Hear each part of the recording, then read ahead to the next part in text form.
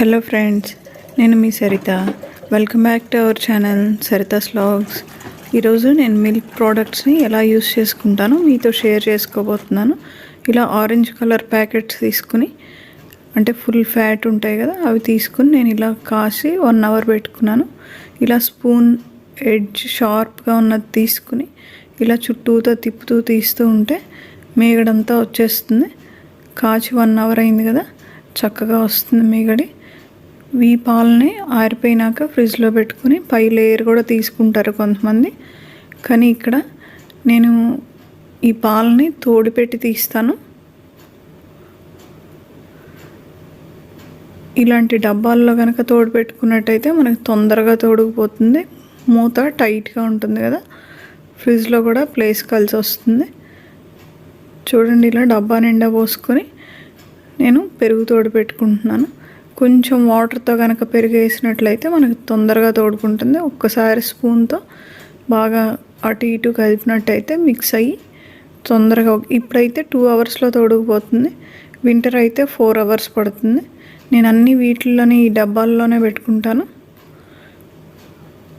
అలాగే పెరుగు తోడుకున్నాక ఈ డబ్బా ఫుల్గా అయ్యేలాగా మీగడ తీసుకున్నాక ఒకసారి చేసేసుకుంటాను. ఇది ఒక 1 వీక్ వచ్చేస్తుంది నాకు. మీగడ డబ్బా రాత్రి బయట పెట్టి మార్నింగ్ ఇలా చేసుకుంటున్నాను నేను. ఒక 1 డ్రాప్ కూడా మనం వాటర్ యాడ్ చేయాల్సిన పని లేదు. ఇలా గిన్నెలో వేసుకుని ఒకే డైరెక్షన్లో తిప్పినట్లయితే వితిన్ 5 మినిట్స్ మనకు చక్కగా వెన్న వచ్చేస్తుంది. చూసారా, నేను ఇక్కడ మీ ఎదురుగానే చేస్తూ ఉన్నాను కదా. కొంచెం ఆ డబ్బాలో వాటర్ పోసుకుని మనకి కవ్వానుకున్నది వదిలేసేలాగా ఉంటే సరిపోతుంది. మీ దగ్గర కవ్వన్ లేకపోతే అట్లీస్ట్ గెరిటితో అయినా సరే చేసుకోవచ్చు. ఇదిగోండి, నేను కవ్వం కడిగేసి తీసేస్తున్నాను. చూసారా, ఇంతకుముందు చేసుకున్న వెన్నను చూపిస్తాను చూడండి. ఇలా బాక్స్లో పెట్టుకున్నాను నేను. అది నెయ్యి కోసం పెట్టుకున్నాను. ఇప్పుడు చేసిన వెన్నని మొత్తం క్లీన్ చేసుకుందాం. కొంచెం వాటర్ పోసుకుని చేత్తో వేళ్ళతో ఇటు అటు అన్నట్లయితే మనకి దాంట్లో ఉన్న మజ్జిగ మొత్తం వాటర్లోకి వచ్చేస్తాయి. ఇలా ఒక 4-5 టైమ్స్ చేసుకున్నట్లయితే మజ్జిగ అంతా వచ్చేసి వెన్న ప్లెయిన్గా వస్తుంది. దాన్ని మనం స్నాక్స్లోకి యూస్ చేసుకోవచ్చు, చాలా రకాలుగా యూస్ చేసుకోవచ్చు. పిల్లలు అన్నంలో వేసుకుంటారు కదా, అలా కూడా మనకి యూజ్ అవుతుంది. చూడండి, ఇలా నేను కొంచెం వాటర్ ట్రాన్స్పరెంట్గా వచ్చే వరకు ఇలా కడిగాను. ఈ మజ్జిగ నేను యూస్ చేసుకుంటాను. కాకరకాయలు ఉడకబెట్టుకుంటాను, ఇంకా చాలా వాటికి టిఫిన్స్కి కూడా యూస్ చేస్తాను. ఓట్స్ దోశల్లోకి, అటుకుల దోశల్లోకి, అన్నిట్లోకి. ఒక్కొక్కసారి నేను మసాలా మజ్జిగ కూడా చేసి మేమందరం తాగుతాం. సమ్మర్ అయితే కూల్గా ఉంటుంది కదా, ఫ్రిడ్జ్లో పెట్టుకుని తాగితే. ఇప్పుడు ఈ వెన్నని నేను ఒక చిన్న ప్రాసెస్ చేస్తున్నాను. ఇలా మనకు ఐస్ క్యూబ్స్ ట్రేస్ ఉంటాయి కదా, వాటిల్లో మనం ఇలా క్యూబ్స్ లాగా చేసి పెట్టుకుంటే బయట మనకు అమూల్ వాటర్ దొరుకుతుంది కదా, పీసెస్ లాగా, అలా వీటిల్లో మనం ప్రిజర్వ్ చేసుకోవచ్చు. చూడండి, నేను ఇలా అంతా ఫిల్ చేసుకుని ఫ్రీజ్ చేసుకుంటాను. అలాగే దీంట్లో సాల్ట్ కూడా యాడ్ చేసుకుని మనం ప్రిజర్వ్ చేసుకోవచ్చు. మనకి ఇంట్లో మన చేతితో చేసుకున్న వెన్న చాలా కమ్మగా ఉంటుంది కదా, బయట దానికంటే కూడా ప్రాసెస్ చేసిన వాటికంటే. ఇలా నేను ఒక ర్యాప్ తీసుకుని దీన్ని క్లోజ్ చేసుకుంటున్నాను. ఇప్పుడు నేను ఇది కవర్ చేసి డీప్లో పెట్టేసుకుంటాను.